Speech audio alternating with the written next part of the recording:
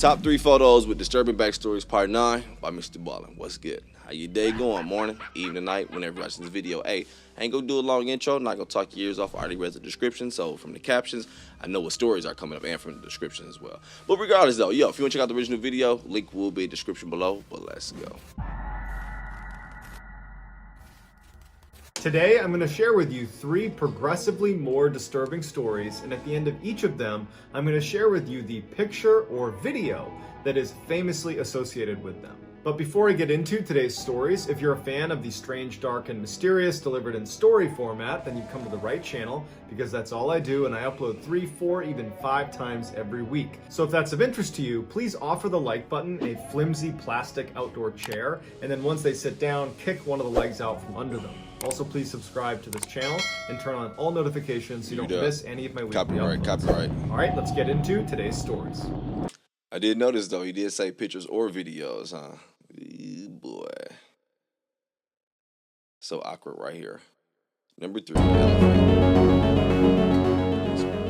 Following World War II, the Soviet Union began investing heavily into nuclear power, and by 1977, the V.I. Lenin nuclear power station located in Chernobyl, Ukraine, was finally operational. The station itself was comprised of 4 reactors that were each labeled 1, 2, 3, and 4. On April 25, 1986, a group of very sleep-deprived plant workers began running a series of routine tests on nuclear reactor number 4. They were trying to see if the reactor could still be cooled even in the event of a complete power loss. But during the test, perhaps because they were sleep-deprived and just didn't feel like doing it, they started cutting corners and violated a number of safety protocols that led to several surges of power inside of the reactor. This led to a chain reaction of explosions within reactor number 4 that culminated in a massive explosion that blew the lid off the building, exposing the reactor's core. It would take the Soviets 10 days to finally stop the fire that was raging inside of this exposed core, which meant for those 10 days, radiation on an unprecedented level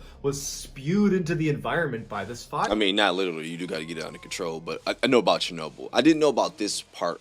This story, whatever, this eye, whatever, but yeah. Radiation on an unprecedented level was spewed into the environment by this fire. But even after the fire was controlled, you have all this radioactive material that needs to be properly disposed of. And so the Soviets started by using robots to go up and pick up these materials and dispose of them. But the robots were breaking down from the high levels of radiation. And so naturally, the Soviets sent in groups of men to go pick up the material, and dozens of people died from radiation sickness. A few months after the explosion, the first steel sarcophagus was built around reactor number 4 to try to contain some of that radiation. But even with that protection, it's estimated that the area around Chernobyl will not be habitable for another 20,000 years. So as a result, the Soviet Union created what they call an exclusion zone, which is 19 miles all around Chernobyl that no one can go inside of. And so nature's kind of reclaimed this area that used to be a fairly bustling metropolis. 1 year after the disaster, Ukrainian containment crews finally broke into the steam corridor that was located this area that used to be a fairly bustling metropolis. 1 year after the disaster, Ukrainian containment crews finally broke into the steam corridor that was located underneath the molten remains of reactor number 4. And as soon as they stepped in, their radiation readers spiked all the way to the top. And so they know that whatever's at the other end of this L-shaped hallway is something they did not want to get close to.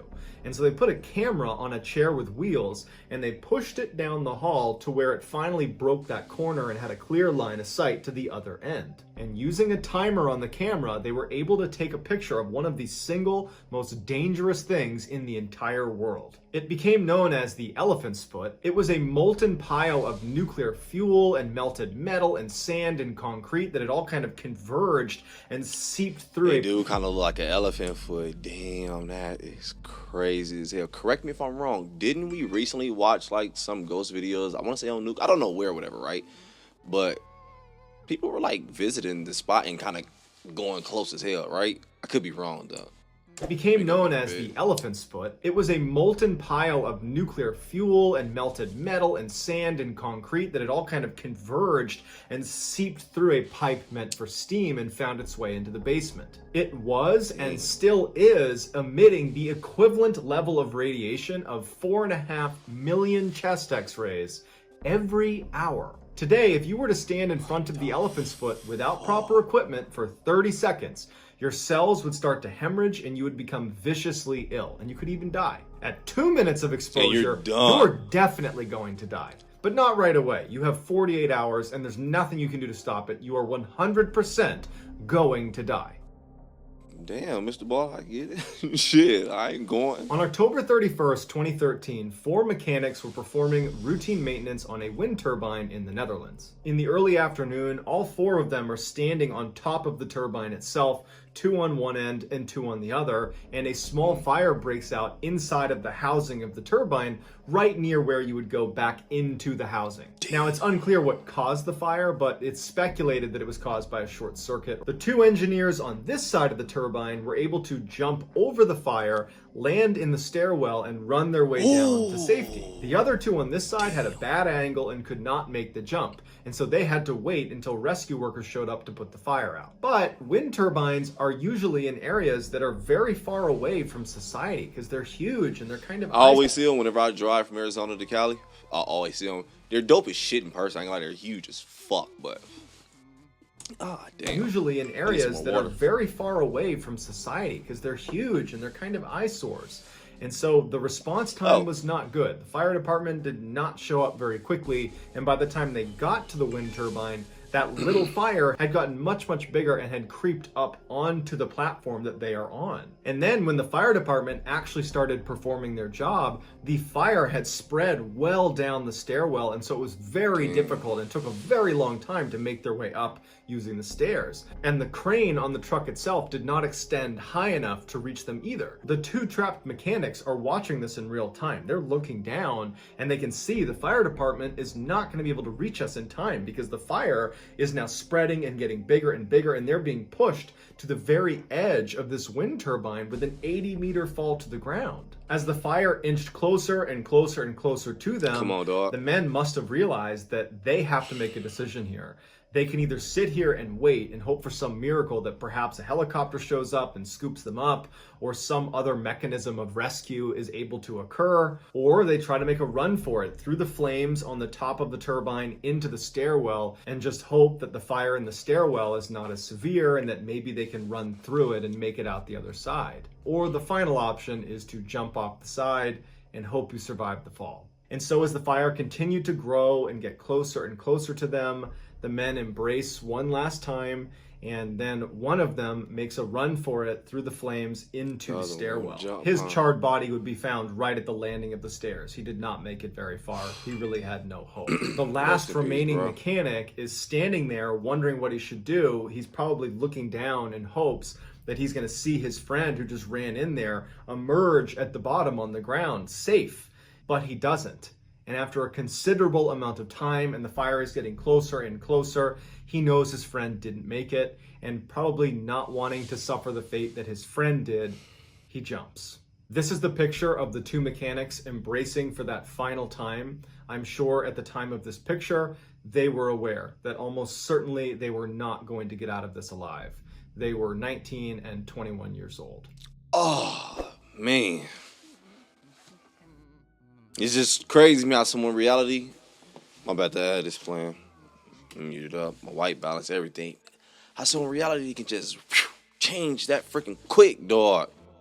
Damn, let me let this ad play real quick so it gets ready for me. What the like, damn, I was just doing my job, then boom, fight or flight. What we gonna do? Trigger is over. In 2013, Philip Chisholm was a 14-year-old high school student going to school in Danvers, Massachusetts. Let me go back real quick. Damn, that one was fucked up. Rest in peace, dog. In 2013, Philip Chisholm was... Damn, it was like, damn. Don't get me wrong, hey. I'm glad those 2 got it out, but it's like, man, just our luck. We just happen to pick this side. All right, stop. Go back. In 2013, Philip Chisholm was a 14-year-old high school student going to school in Danvers, Massachusetts. He lived at home with his single mother. Classmates described Chisholm as being quiet, a bit of a loner. He was a great student, and he was the leading scorer of his soccer team. On October 22nd, 2013, Chisholm missed soccer practice in the afternoon and then missed a team dinner that night, at which point his teammates tried calling and texting him. He didn't get back to them, so they got in touch with his mother. She tried reaching out to him to no avail, and so she contacted the police and said, "My son is missing." On the same night that Chisholm is reported missing, one of his teachers, 24-year-old Colleen Ritzer, doesn't come home from work. Her family and her friends try reaching out to her, texting her, calling her, no response, so they too go to the police and they report her missing as well. The police were already looking for Chisholm, so when they hear one of his teachers is also missing, they assume they must be linked, and so they go to the high school, even though it's well after hours, to see if maybe there's some clues there. They search the high school, and Chisholm is not there, and neither is Miss Ritzer, but when they're looking in the girls' restroom that was right next to Miss Ritzer's classroom,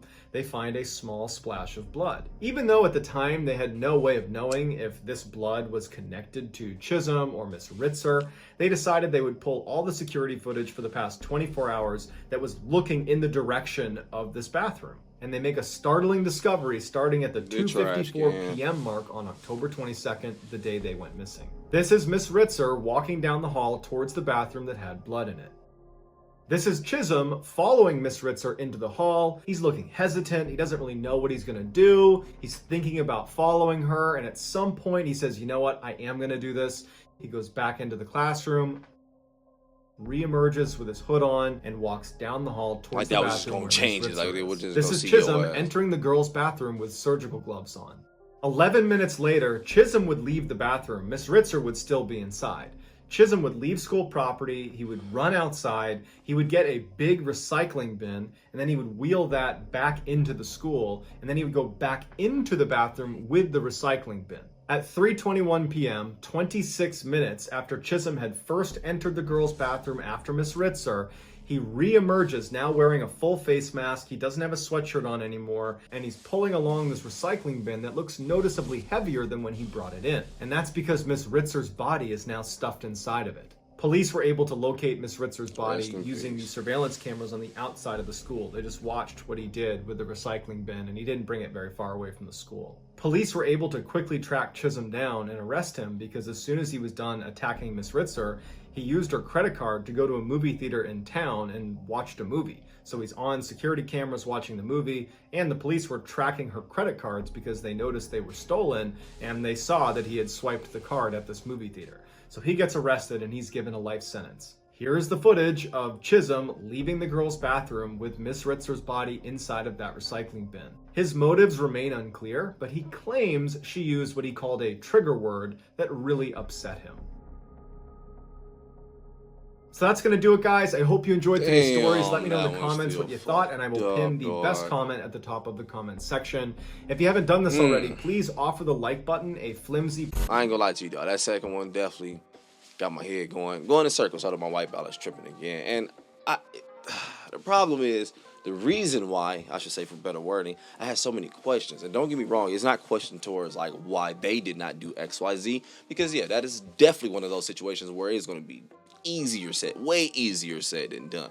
I had so many questions as in, why did Ish have to go this way?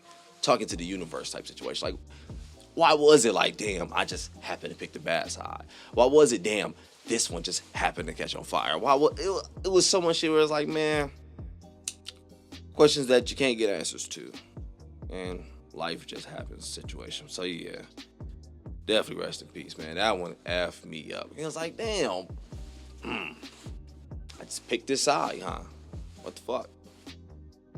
Just happened to be this day, huh? I don't know, man. But yeah, that one, it effed me up because it tripped me out because don't know what happened up there, but it just felt like it was definitely not their fault at all. It was like, man, I was doing my damn job. Same on the third one, man. But yeah, I'm gonna go ahead and get up out of here, enjoy my day. Hey, you do the same thing. Get up out of here, enjoy your day, morning, evening, night. When you're watching this video, dog. But I'm out.